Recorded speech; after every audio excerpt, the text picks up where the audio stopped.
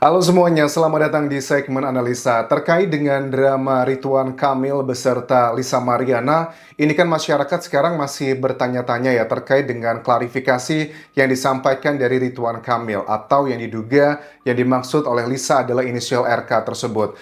Ridwan Kamil lewat kuasa hukum atau lewat akun Instagramnya tidak pernah membantah terkait dengan apakah telah terjadi hubungan yang di luar pernikahan tersebut. Kalau kita cek dari jejak digital, waktu Ridwan Kamil memberikan klarifikasinya bahwa dikatakan memang pernah ketemu cuma sekali dengan Lisa Mariana.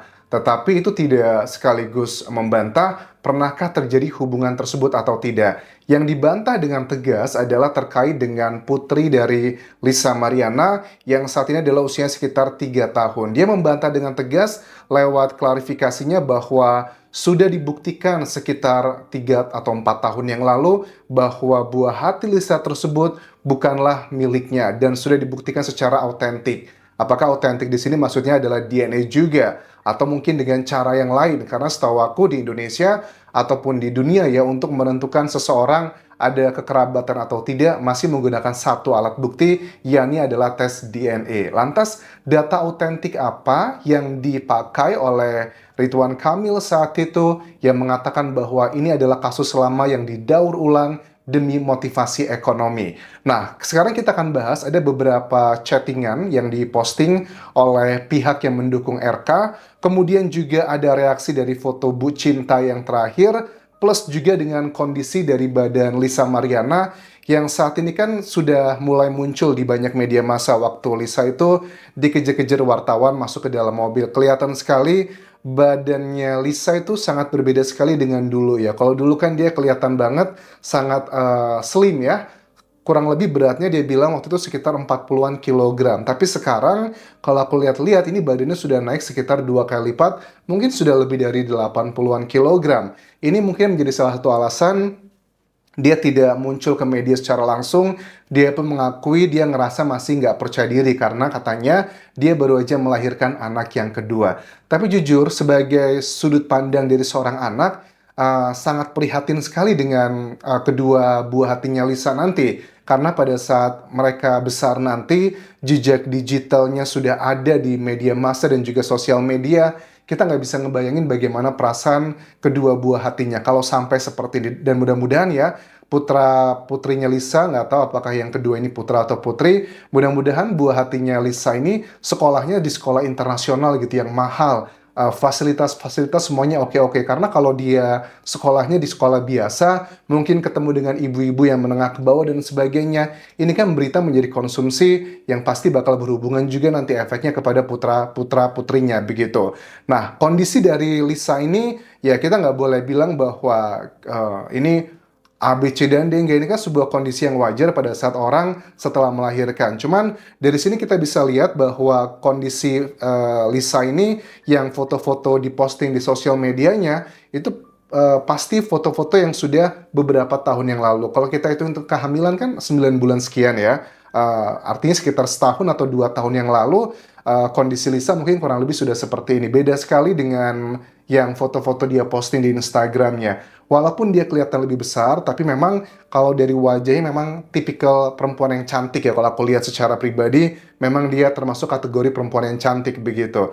Terus dari Ibu Cinta, hari ini aku lihat postingan di Instagramnya, Ibu Cinta itu ada Instagram story-nya dengan kata-kata begini, seserius itu kalau mau ujian, untung Mamang Vidi sabar. Ini kayaknya guru lesnya gitu, karena aku lihat di sini soal yang dikerjakan ini kayaknya soal bahasa Inggris ya. Ini kayaknya soal grammarnya gitu. Misalnya, since the early 1950s, throughout the world has more than double. Nah, ini adalah tipikal pelajaran bahasa Inggris. Apa yang dilakukan oleh Ibu Cinta nih? Kenapa dia belajar bahasa Inggris? Apakah dia sedang mau meningkatkan skor IELTS atau TOEFL atau bahkan mau masuk ke perguruan tinggi lagi karena pada umumnya baik itu universitas dalam negeri atau luar negeri standarisasi untuk tes bahasa Inggris juga kan diperlukan ya baik itu IELTS atau TOEFL. Jadi sepertinya aku lihat ya strategi dari Bu Cinta dengan memperbanyak aktivitasnya untuk mengaburkan pemikirannya terkait dengan kasus yang sedang menimpa suaminya. Karena menurut aku, mau kamu sekaya apapun, sesukses apapun, seterkenal apapun, namanya manusia adalah manusia. Apalagi kalau ini sudah berhubungan dengan sang suami. Dia berusaha tidak mau terfokus dengan masalah ini, dan dia sepertinya menyibukkan diri dengan berbagai macam kegiatannya. Dia juga kan seorang anggota dewan ya teman-teman. Kemudian sosok yang juga sangat terang-terangan bertentangan dengan Lisa adalah sosok AA ini teman-teman, yang sering juga disebut inisialnya oleh Lisa. Ini dia membuat kayak capturean terkait dengan keributannya atau perdebatannya lewat sosial medianya. Begini misalnya ya, yang dia upload. Koarlah tentang yang lo minta keadilan. Lo pikir kita bego? Lo udah berapa bulan dari di Bali sama OWL pun lo udah hamil. Aku nggak tahu nih, OWL tuh kayaknya inisial nama kali ya. Om, Willy, Om, wah mungkin ya, mungkin dugaannya ya.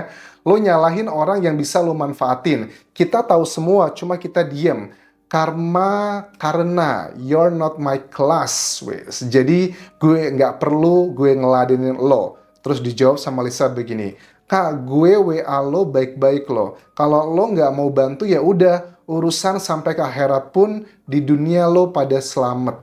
Oke, terus ini lo minta ini itu gue tahu semua. Bahkan lo sekolah, kuliah, TAI, bohong lo itu aja. Dia bilang gue, lo bohong dan gue peduli. Ngapain lo bahas yang lalu-lalu? Mungkin itu cara lo dapat uang. Gitu ya udah. Tahu tuh, udah ditanggung 1 tahun. Nah, ini adalah statement yang juga ngebuat kita heran. Kalau memang RK yang ditujukan dugaannya adalah ke Ridwan Kamil, bahwa dia bilang katanya sudah punya bukti autentik bahwa itu bukanlah buah hatinya, kenapa gitu ya? RK ini masih memberikan bantuan uang, dan bantuannya uang itu baru terhenti sekitar 8 bulan yang lalu. Dikatakan waktu untuk kehamilan dikasih sekian puluh juta, kemudian waktu lahiran pun juga sama, kemudian setelah lahiran pun menurut AA di sini dia tahu katanya dari pihak Pak RK itu memberikan bantuan setiap bulan itu nilainya belasan juta rupiah. Belasan juta rupiah itu termasuk angka yang besar lah di Indonesia, apalagi untuk biaya hidup itu sangat cukup sekali begitu, dengan backgroundnya dari keluarganya Lisa juga bukan keluarga yang super kaya raya begitu. Terus dia juga bilang kata-katanya adalah begini, lo bahkan kuliah aja bohong lo, dikasih duit laptop tapi malah nggak kuliah. Kan alasannya Lisa katanya karena dia sedang berbadan dua, makanya dia malu buat kuliah. Dan itu juga yang menjadi salah satu video chattingan yang viral, inisial RK tersebut yang bilang, kamu bohong ya, setelah dicek kamu tidak pernah mendaftar kuliah. Biasanya sih, ya aku mohon maaf nih, kalau orang sudah sekali bohong, biasanya akan terus melakukan kebohongan. Tetapi, apa yang disampaikan Lisa ini, aku yakin ada sebagian yang bohong, ada juga sebagian yang benar. Karena kita kan juga punya pikiran ya, kita punya common sense ya. Ada beberapa hal yang jujur buat aku pribadi, kalau memang Lisa ini semuanya 100% bohong dengan sosok RK yang punya nama besar, punya harta berlimpah, punya networking yang besar, itu bisa langsung diciduk dia dengan pasal undang-undang ITE gitu ya, langsung dijebloskan ke dalam penjara. Tetapi kalau ini dibiarkan terus begitu aja, Lisa terus menyampaikan berbagai macam bukti-bukti lewat sosial medianya, ini hal yang sangat janggal gitu, nggak common sense. Bahkan klarifikasi yang disampaikan dari pihak lawannya dari Lisa ini kan juga terkait dengan DNA misalnya. Dari pihak kuasa hukumnya RK kan bilang bahwa untuk DNA, dia mau ambil tes DNA yang pertama, tapi harus sesuai dengan kaidah hukum yang berlaku. Artinya harus ada surat tugas lah, perintah dari pengadilan begitu untuk melakukan tes DNA. Ataupun juga sebenarnya dia bilang, saya nggak masalah katanya melakukan tes DNA atas dasar kesepakatan bersama, tapi tesnya itu di DVI Mabes Polri. Seperti yang kita bahas di video yang lalu, ada salah satu netizen yang kirim pesan ke Instagramku bahwa, Mas Anjas, kalau untuk tes DNA yang memang saat ini itu sudah terakui dan tersertifikasi di Indonesia itu baru di tim DVI-nya Mabes Polri ya, di sana begitu. Ya, aku nggak tahu juga karena ini juga menjadi salah satu dugaan netizen yang kontra dengan RK. Wah, jangan-jangan kalau nanti tempat tesnya ditujukan di tertentu, nanti malah dugaannya terjadi manipulasi. Karena di Indonesia itu kan, kalian tahu ya, apa sih yang nggak bisa terjadi kalau orang punya uang gitu, data-data saintifik aja banyak kok kasus-kasus yang dugaannya bisa dimanipulasi. Nah, ini menjadi salah satu tantangan teknis buat timnya Lisa kalau mau melakukan tes DNA. Kalau menurut aku sih tes DNA paling aman ya harusnya di Singapura, karena kan Singapura tuh negara termasuk tingkat korupsinya paling kecil. Karena kalau di Indonesia, ya kita tahu kan biaya untuk tes DNA itu setahu aku kurang lebih adalah 12 juta untuk 2 sampel. Jadi nanti si bayinya dan juga yang terduga bapaknya akan di swab atau diambil bagian tertentunya, akan dicek. Paling lama itu seminggu sudah jadi, 3 hari juga sudah jadi dengan biaya sekitar 12 juta. Tetapi kita nggak tahu nih pada saat nanti sampelnya diambil, dimasukkan ke laboratorium, kalau seandainya nanti diganti, ditukar, itu di luar kontrol kita. Apakah harus dilakukan kayak CCTV 24 jam? Kan tidak bisa juga, karena setiap laboratorium pasti punya SOP-nya dan memang masyarakat sebagian meragukan, takutnya kalau ditentukan tempatnya nanti malah tidak valid begitu. Mungkin Singapura menjadi tempat yang menjadi solusinya, cuman pasti biayanya akan jauh lebih mahal, nggak mungkin cuma sekedar 12 juta rupiah begitu. Di bagian berikutnya ada perdebatan antara AA dan juga Lisa. Di posting di sini, lah apa urusannya sama gue? Itu urusan lo sama dia.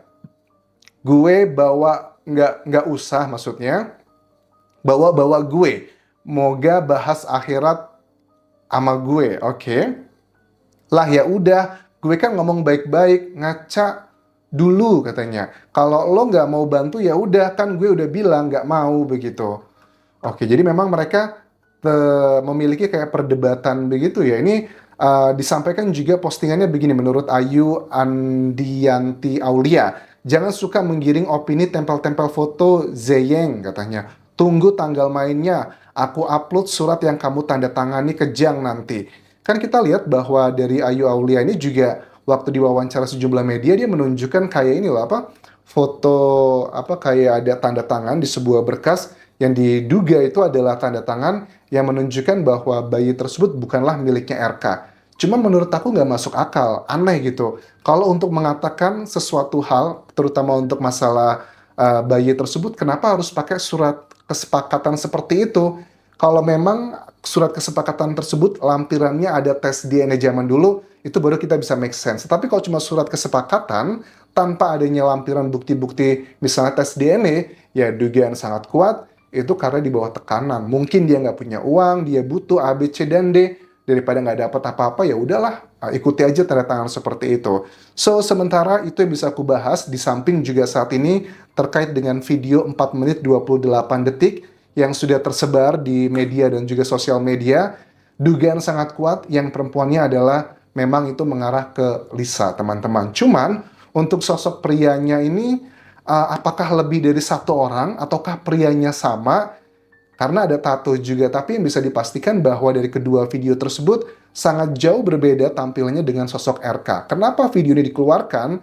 Dugaanku sini karena memang untuk lebih menyerang ke Lisanya, untuk menunjukkan bahwa Lisa pun juga tidak cuma dengan satu pria, misalnya seperti itu. Ya, kalau aku lihat ya, banyak karakter-karakter yang seperti ini, yang dugaannya ini mengarah ke mereka, begitu. Banyak orang kan sekarang itu cemburu, posesifnya tinggi banget ya pasangan gitu. Cuman walaupun dia posesif, walaupun dia cemburuan, tapi tetap punya lebih dari satu pasangan. Itu kan banyak terjadi di Indonesia, pasangan-pasangan yang seperti itu. Terima kasih sudah menonton. Sampai ketemu lagi di video berikutnya. Tinggalkan like dan juga komen, subscribe channel YouTube ini, follow Instagram, Facebook pageku, dan juga akun TikTok di Anjasa Semara. Sampai jumpa.